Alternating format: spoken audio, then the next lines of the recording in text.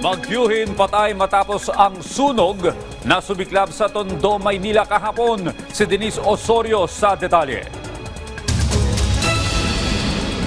Kasabay ng masayang kapistahan sa Dagupan, Tondo, Manila kahapon, nagluluksa naman ang mga kaanak ng dalawang nasawi sa isang sunog na nangyari sa Barangay 48, dakong alas 4:43 ng hapon.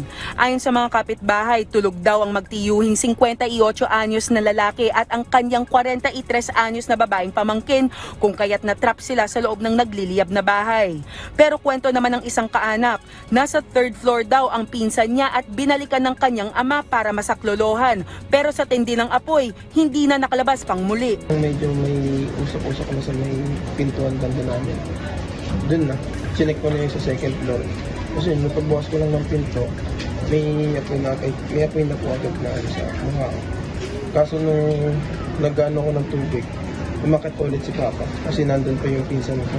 Halos isang oras ang itinagal ng sunog bago ito idineklarang fire out alas 5:34 ng hapon. Kasalukuyang inaalam pa ng mga otoridad ang pinagmulan ng sunog.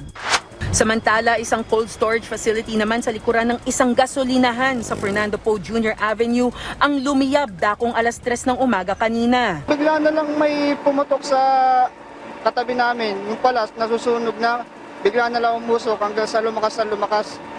Kaya mga around 2 a.m. po. Kaya tumawag na agad kami sa mga hotline na pwedeng tawagan tulad ng mga fire truck. Apektado ang mga establishmentong katabi nito, lalo na ang gasolinahang hindi maaring mag-operate hanggat hindi mapula ang apoy.